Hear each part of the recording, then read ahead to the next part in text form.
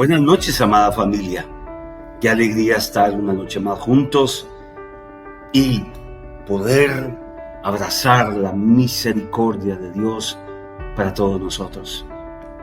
Quiero comentarles que, y gracias a los saludos de muchos preguntando por nuestro servicio del día domingo, por inconvenientes eléctricos y por supuesto también espirituales, no pudimos hacer la transmisión. Pero quiero que este lunes, miércoles y viernes, a través de la plataforma de Luz a la Noche, podamos recibir el tema que tal vez el domingo no pudimos recibir. Nada, familia, gracias por estar aquí y gracias también por compartir este audio. El tema del día domingo lo llamamos días perezosos. Y no voy a enfocarme directamente en la palabra pereza, sino que en la manera como quise graficar lo que está sucediendo en la vida espiritual, emocional de muchos seres humanos. Estamos por entrar al final del séptimo mes y ya nos enfocamos en los últimos meses del año 2022. ¿Cómo lo estás abordando? ¿Cómo estás asumiendo este último desafío del 2022? Mientras que consideras tu respuesta, quiero decirte que la sociedad de los efesios estaba muy familiarizada con el mundo espiritual. Acuérdate que el apóstol Pablo escribió una carta dirigida a los cristianos que habitaban en Éfeso. Éfeso, una provincia romana con fuerte influencia helenista, cultura griega. Esta gente, los efesios, no pasaban tiempo tratando de determinar si el mundo espiritual era real o no, sino más bien que trataban, y en eso se pasaban el tiempo, de saber cómo manejar este tema. Es como si fuéramos a Tailandia. No tenemos que luchar por mostrarle a los tailandeses que existe un mundo espiritual. No, porque está impregnado en su cultura. Es parte del quehacer diario. Por eso es que cuando Pablo llegó a Éfeso, no tuvo que esforzarse en convencerlos. La forma como los efesios buscaban solución era usando la magia o buscando espiritistas. Es decir, como dice el refrán popular, el remedio vino a ser peor que la enfermedad. Yo no conozco muy bien los términos, me dispensan, pero algo así como que hay personas que se sienten amarradas y entonces buscan a alguien que los desamarre. Y sin darse cuenta, están cayendo en un problema mayor. La palabra de Dios censura radicalmente las personas que practican brujería, adivinación, hechicería, consultar los muertos y todas estas ramificaciones. La semana pasada dije que generalmente las personas cometen dos errores con relación al mundo espiritual. El primero es que lo sobreestiman. El segundo, lo desestiman. En relación al primero, sobreestimar, hay gente que vive con una perspectiva agrandada, como la gente en Tailandia. Y sobre todo esa perspectiva es errónea en lo que se refiere a influencia del mundo espiritual. Hay personas que viven con temor, con miedo. El resultado de esta perspectiva agrandada es que las personas viven con ansiedad. Como en Tailandia, que la gente le tiene temor a los dioses y para tenerlos contentos les ofrecen joyas, comida, dinero, etc. Pero también hay un segundo error. Y dije que ese se llama lo desestiman. Y es que hay muchas personas que calculan mal el impacto y la influencia que tiene el mundo espiritual en sus vidas. Algo así como que lo ignoran, lo tratan con indiferencia.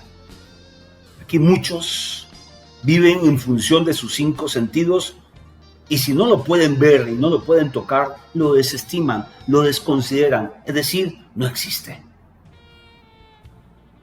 La pregunta es, familia, ¿cuál de estos dos enfoques es el que en ti, que me escuchas, predomina más?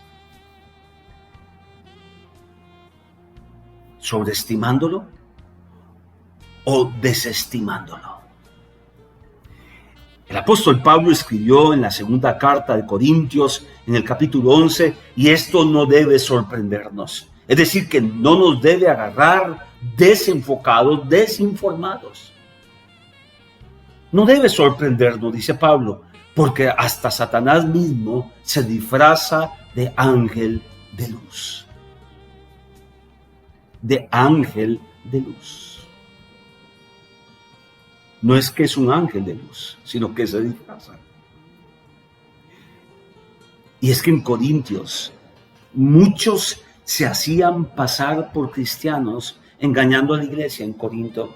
Es más, muchos adivinos y magos veían como Pablo hacía en el nombre de Jesús milagros y ellos trataban de imitar a Pablo. Qué triste sería que un cristiano se vuelva instrumento del diablo para hacer daño, para dividir, para generar caos. Muchas personas piensan que su enemigo es un ser humano, que su enemigo es una circunstancia que están viviendo. Y hemos creído hasta en este momento que nuestros enemigos son de esa forma y los tipificamos así. ¿Será cierto? Ahora, familia, de la misma manera que los peces no pican el anzuelo sin cebo, el diablo sabe qué cebo pone para atraernos a ti y a mí. ¿De qué pata cojeamos? ¿Cuáles son nuestras debilidades? Y esto lo explican los algoritmos de las redes sociales, que tienen inundado y cercan a los seres humanos en función de sus gustos, debilidades o simplemente tentaciones. Familia, nunca es más temible el diablo que cuando se presenta con proyectos buenos, con personas, entre comillas, buenas, es decir, como ángel de luz. El objetivo de nuestro adversario es impedir que tú y yo experimentemos los beneficios de la victoria de Cristo en la cruz. Él sabe que nosotros no podemos ser destruidos. Nada ni nadie nos podrá separar del amor de Dios en Cristo, dice Pablo en Romanos. Pero lo que sí hace, y muchas veces lo hace muy bien, es alejarnos de los planes de Dios, distraernos, nos separa de Dios y de la iglesia, para que así tú y yo experimentemos desánimo y desilusión. Él quiere que los hijos de Dios experimenten miedo, ansiedad. Así nos incapacita, que se pasen peleando unos con otros, haciéndonos creer que el problema es un hijo, un cónyuge, un jefe, un vecino, un amigo. De esta manera nos entretiene con cortinas de humo que distraen nuestra verdadera atención. Y muchos terminan sin recibir los beneficios que hemos heredado en Cristo. El apóstol Pedro dijo en primera de Pedro, capítulo 5, sed sobrios y velad.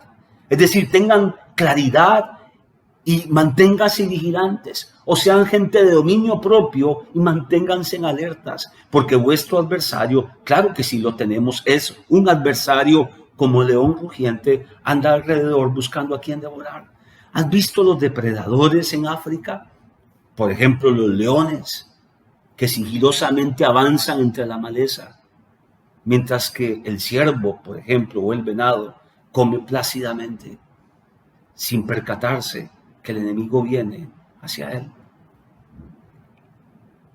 ¿Qué significa estar alerta? ¿Qué significa velar? ¿Qué significa ser vigilante de manera práctica? Bueno, eso lo veremos el día de mañana.